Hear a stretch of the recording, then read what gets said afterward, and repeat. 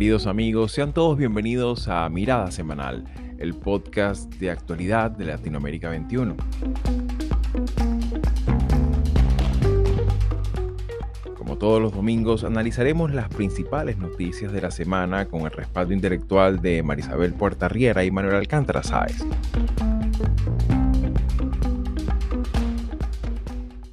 Hoy tomamos una decisión fuerte, una vez más, porque nos toca, que es declarar en emergencia el sector energético del país. Le pedido la renuncia a la ministra. El pasado martes de esta semana, el presidente ecuatoriano Daniel Noboa decreta una vez más un estado de excepción en varias provincias del Ecuador. Una medida de 60 días de vigencia que incorpora a provincias de la costa y que entran en la estrategia nacional del gobierno por combatir el crimen organizado en el país. Todo lo cual mantiene ese clima de dilema en la opinión pública ecuatoriana, quien se pregunta cuál podría ser la mejor forma de mantener un equilibrio entre seguridad pública y ciudadana, pero a su vez el resguardo a las garantías fundamentales y a los derechos humanos.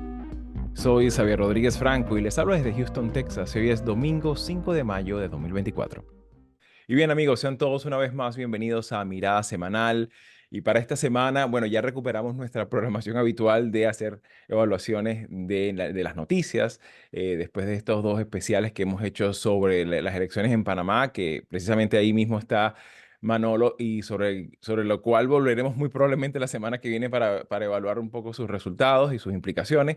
Y también, pues, sobre todo con respecto al último episodio que tuvimos, pues que fue bastante exitoso en términos de examinar un poco los antecedentes y la realidad del contexto electoral venezolano. Sin embargo, para esta semana, pues hemos regresado y tenemos que devolver nuestra mirada al Ecuador, donde recientemente se conoció que el presidente Daniel Noboa decretó este pasado martes un nuevo decreto de estado de excepción para 5 de las 24 provincias del país. Un estado de excepción, pues que obviamente encaja digamos, lo que ha sido el planteamiento que desde enero se hizo sobre ese estado de conflicto interno en el que sigue estando Ecuador y que de alguna manera pues sigue, de alguna forma, por una parte dividiendo opiniones, pero también por otra parte está abocado prácticamente todas las líneas estratégicas de su gobierno en combatir el crimen organizado en todas sus formas, ¿no? Y en ese sentido me gustaría un poco tu valoración, porque bueno, ya llevamos varios meses en esta dinámica, Manolo, y especialmente pues este tema de la seguridad pública, obviamente tiene muchas aristas, hay un componente también económico, hay un componente también hay social. Sin embargo, me gustaría un poco tu evaluación, bueno, ¿qué pudiera significar este nuevo estado de excepción en este contexto particular del Ecuador?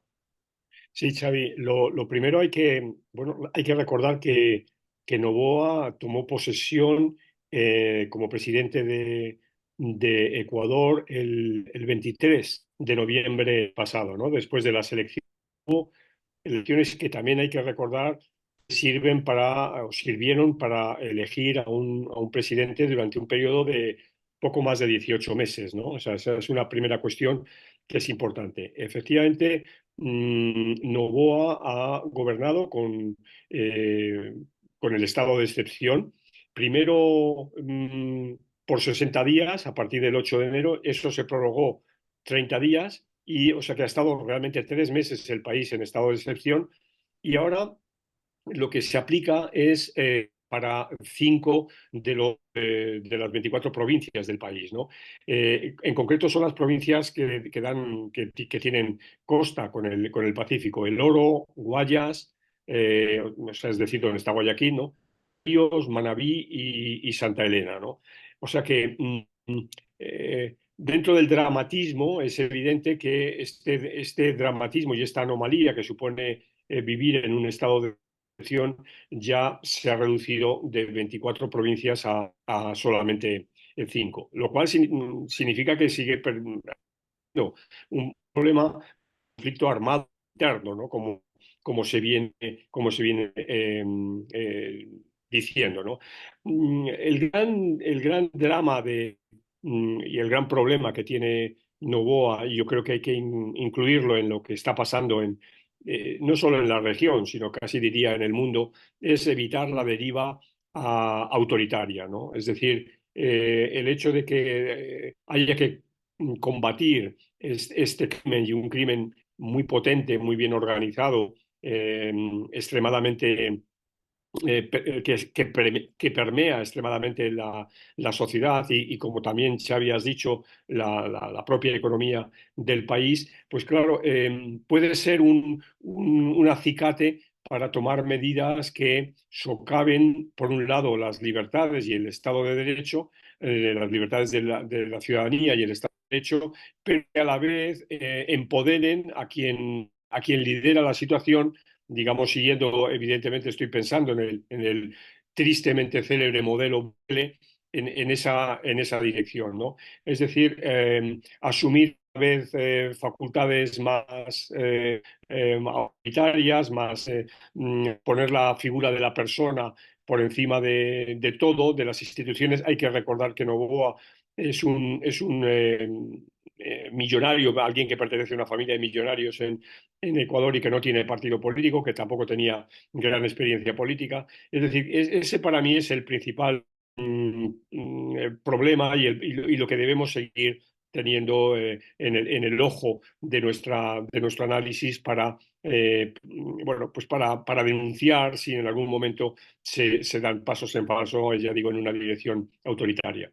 Claro, y que creo que también aquí hay un elemento que es importante destacar, sobre todo habida cuenta, pues lo que hemos conocido sobre El Salvador, que incluso hemos reportado aquí en Mirada Semanal, y es este tema también que muchas veces pasa por debajo de la atención de los medios de comunicación, que es también esa mirada necesaria al Estado de Derecho y a la calidad del sistema judicial, ¿no? Y pareciera pues que eso pues, sigue siendo como un elemento pendiente, porque claro, de alguna manera pues muchas veces desde el punto de vista de la opinión pública pues se asume que militarizar calles, lugares públicos o puertos, aeropuertos, pudiera ser una medida suficiente, pero el tema es qué pasa con los detenidos, o sea, qué pasa con el retraso procesal, qué pasa con los juzgados, qué pasa con la estructura de incentivos que pueden corromper también la toma de decisiones a nivel del Poder Judicial, ¿no? Y en ese sentido, Marisabel, me gustaría un poco también tu apreciación, porque claro, el tema de la seguridad toca todas las aristas del sistema político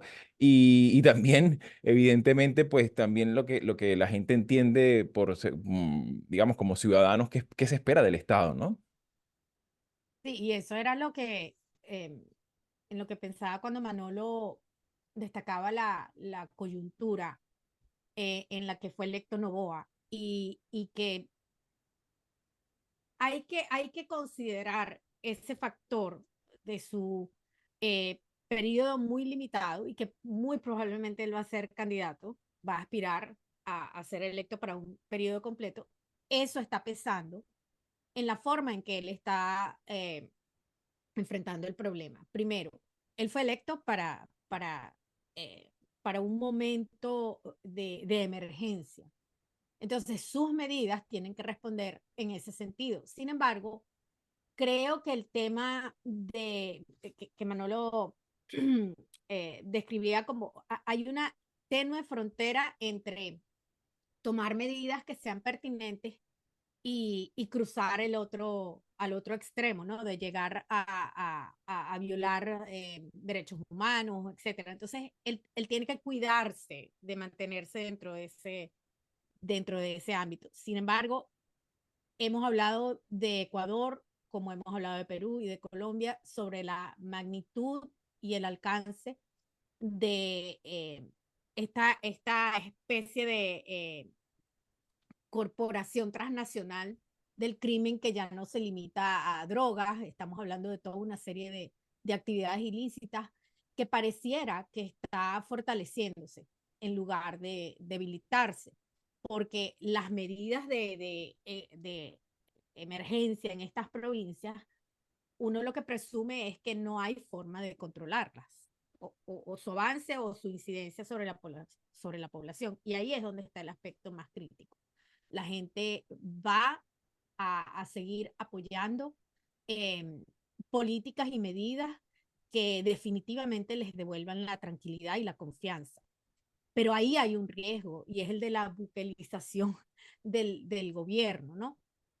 No solamente por lo de las medidas de emergencia, es por la forma en que se está procediendo y hay circunstancias no muy claras en las que eso es de presumir, y por supuesto eso es lo que va a fomentar en más discusión, más debate entre quienes creen que es importante que se mantenga el Estado de Derecho, el imperio de la ley, que se evite la violación de derechos, porque no son solamente los derechos humanos de los criminales. La gente cree que es nada más la Sí, sí. defensa de los criminales. Es que también eso incluye los derechos de los ciudadanos que pueden verse afectados por estas medidas.